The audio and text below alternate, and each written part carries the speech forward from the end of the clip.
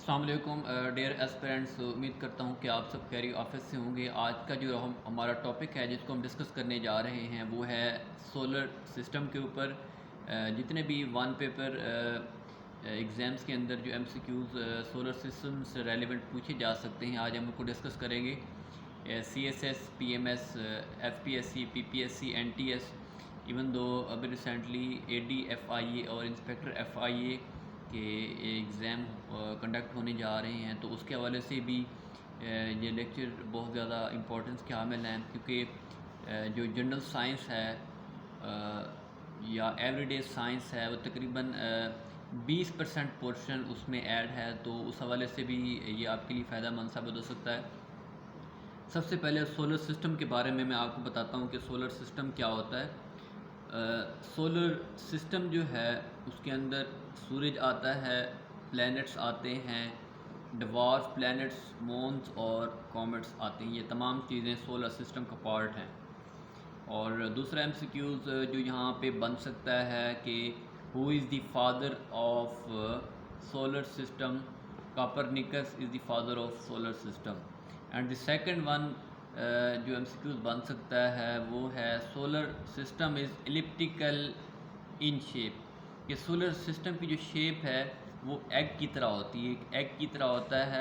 Elliptical means egg की तरह, जिस तरह एक अंडा होता है ना, तो उसकी जो शेप है सोलर सिस्टम की वो एक अंडे की तरह है। Sun contains more than 99% of solar system मास।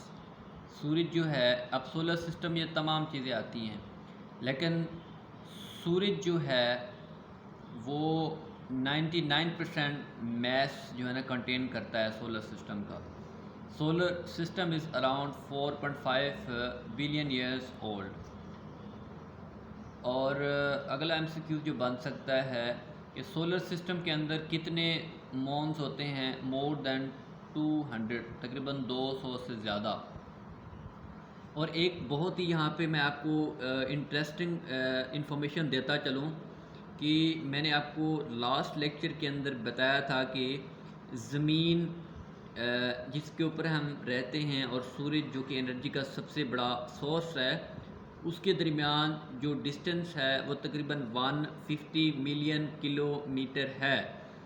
तो जनवरी के अंदर सूरज और ज़मीन के दरमियान में सबसे कम डिस्टेंस होता है, ये आप जहन नशीन कर लें। Smallest distance between sun and earth in January. तो ये एमसीक्यूज़ आपसे पूछा जा सकता है, लिहाजा आपको इसके बारे में इंफॉर्मेशन होनी चाहिए। आज हम नेक्स्ट में सन को डिस्कस करेंगे, सन के बारे में, सूरज के बारे में जो जो इंफॉर्मेशन आपको पता होनी चाहिए आज मैं उसके बारे में आपको बताऊंगा। कि सूरज तो सबसे पहले एक सियारा है, सन इज़ अ स्टार। अब यहाँ पर मैं आपको बताता चलूँ कि स्टार क्या होता है। स्टार एक ऐसा ऑब्जेक्ट है जो कि अपनी एनर्जी खुद पैदा करता है या रिलीज़ करता है, उसको स्टार कहते हैं। नेक्स्ट एमसीक्यू जो बन सकता है, sun is composed of hydrogen and helium. सूरज जो है 74% हाइड्रोजन से बना होता है और 24% हीलियम से बना होता है। तो ये एमसीक्यूज़ आप जहन नशीन कर लें, इस हवाले से आप लिखते जाएं। मैं आपको हाईली रेकमेंड करूँगा जो आप सुन रहे हैं उसको पहले सुने गौर से, उसके बाद उसको लिख लें, आपको भूलेगा नहीं, आपको याद रहेगा। जो चीज़ें आपकी शॉर्ट टर्म मेमोरी में चली जाती हैं, जब आप उसको एक दो बार सुन के लिख लेते हैं तो आपकी लॉन्ग टर्म मेमोरी में चली जाती हैं, जिससे वो देर तक आपकी ये चीज़ें हैं वो याद रहती हैं। अब एक और बहुत ज़्यादा इम्पोर्टेंट एमसीक्यूज़ है, वो आपको बताता चलूँ। आप देखते होंगे कि सूरज जो है ना अपनी एनर्जी खुद पैदा करता है, इस वजह से हम उसे दिन को देख सकते हैं। अब मैं यहाँ पे क्वेश्चन राइज करता हूँ कि हम सूरज को दिन को ही क्यों देख सकते हैं, क्योंकि वो अपनी एनर्जी को खुद पैदा करता है। अब सूरज के हवाले से मैं आपको बताता चलूँ कि सूरज के 3 रीजन्स होते हैं। हाउ मैनी रीजन्स इन सन? 3। तो ये एमसीक्यू आ सकता है। इसमें से वो रीजन कौन कौन से हैं वो भी आ सकता है। इसमें पहला जो है ना सन इंटीरियर है, और दूसरा सोलर एटमॉस्फेयर है, और तीसरा विजिबल सरफेस है दी विजिबल सरफेस। अब the boundary between the sun interior and solar atmosphere is photosphere. अब देखिए मैं आपको एक डायग्राम के थ्रू ये समझाता हूँ। ये मिसाल के तौर पे ये सूरज है, ये उसकी कोर है, इसको मैं कोर कहूँगा, और ये जो सूरज का अंदरूनी हिस्सा है इसको मैं सन इंटीरियर कह देता हूँ। ये सन इंटीरियर है, ये सन इंटीरियर है, और ये बाहर का हिस्सा जो है ये सोलर एटमॉस्फेयर कहूँगा मैं। अब देखें यहाँ पे जो एमसीक्यू पूछा गया है आपसे, वो कहता है the boundary between sun interior. अब ये सन इंटीरियर है, अंदरूनी हिस्सा है सूरज का, और ये उसका एटमॉस्फेयर है। उसके दरमियान ये जो बाउंड्री है, इस बाउंड्री को आप फोटोस्फेयर कहते हैं। याद रखिए ये बाउंड्री है, क्योंकि ये सूरज का एटमॉस्फेयर है सारा यहाँ पे, और ये जो है ना ये बाउंड्री है जो सन इंटीरियर और सोलर एटमॉस्फेयर को सेपरेट करती है, उसको हम फोटोस्फेयर कहते हैं। और एक और यहाँ पे बहुत ही इम्पॉर्टेंट एमसीक्यूज़ है जो आपको पता होना चाहिए। क्रोमोस्फेयर अब देखें the lower region of solar atmosphere. अब देखें सोलर एटमॉस्फेयर के दो रीजन्स होते हैं। एक होता है ये सोलर एटमॉस्फेयर है, इसका ये एक है अपर मोस्ट रीजन, और जो ये वाला हिस्सा है इसको हम कहते हैं लोअर रीजन। जो लोअर रीजन है उसको क्रोमोस्फेयर कहते हैं, और जो uppermost portion of sun atmosphere है उसको आप कोरोना कहते हैं। तो ये दो एमसीक्यूज आपको पता होने चाहिए इसके हवाले से। अब डायमीटर ऑफ सन क्या होता है 1.4 मिलियन किलोमीटर।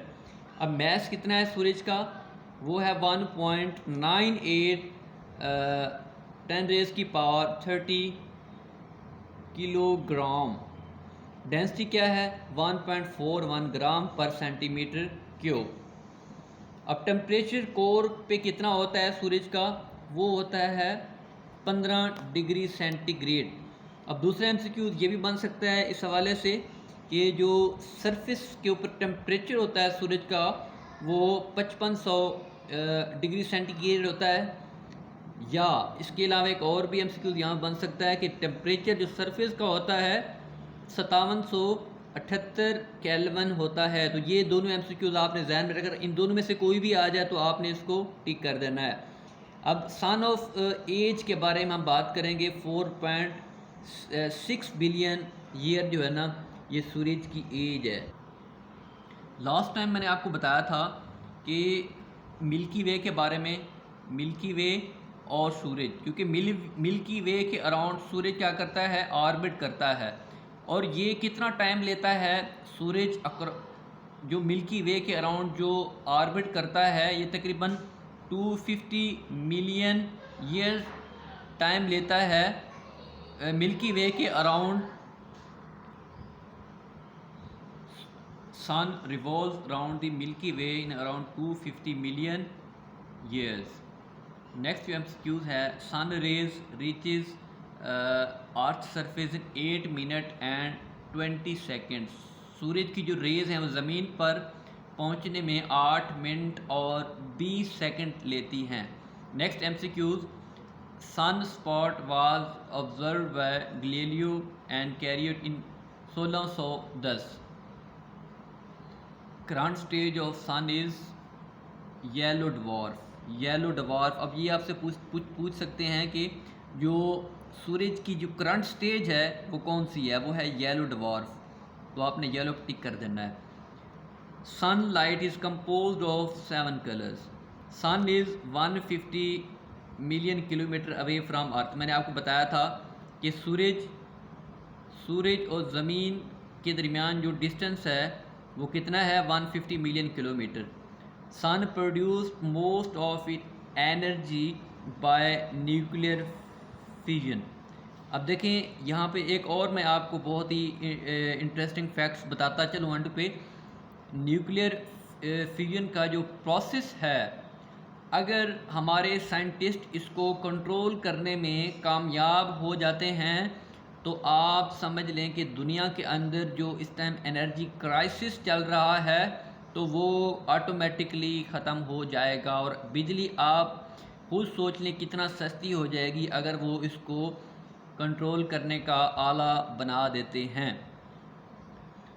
इसके बाद एंड पे मैं आपको थोड़ा सा सूरज के रेलिवेंट एक डायग्राम के थ्रू समझाता चलूँ कि ये सूरज, ये स्ट्रक्चर है सन का, इसको आप कोर कहेंगे ये पार्ट जो है, और इसको आप क्रोमोस्फेयर कहेंगे। ये सन स्पॉट्स हैं जिसको गलीलियो ने दरियाफ्त किया था 1610 में। और ये जो है, क्योंकि ये सन इंटीरियर है सारा, ये सन इंटीरियर है। सन इंटीरियर के अंदर ये जो पहला जोन है इसको आप रेडिएशन जोन कहेंगे, इसको आप कन्वेक्शन जोन कहेंगे, और ये वाला जो हिस्सा है इसको आप फोटोस्फेयर कहेंगे क्योंकि ये बाउंड्री है। ये बाउंड्री है जो सन इंटीरियर और सन की सरफेस को सेपरेट करती है। और इसको आप, क्योंकि अपर मोस्ट जो पोर्शन है सन एटमॉस्फेयर का, उसको आप कोरोना कहेंगे। तो ये था आज का लेक्चर। उम्मीद करता हूँ कि आपको ये तमाम जो MCQs हैं वो समझ आए होंगे। अगर फिर भी आपको कोई प्रॉब्लम आ रहा है तो आप मुझे कमेंट सेक्शन में बता सकते हैं, आप मुझे फीडबैक दीजिएगा। और एंड पे अगर आप इस चैनल पर नए हैं, इस चैनल को सब्सक्राइब करना मत भूलिएगा और बेल आइकन के बटन को ज़रूर प्रेस कीजिएगा ताकि हर नई आने वाली वीडियो का नोटिफिकेशन आप तक पहुंचता रहे। इंशाल्लाह अगले लेक्चर में आपसे मिलते हैं, तब तक के लिए अल्लाह हाफिज़।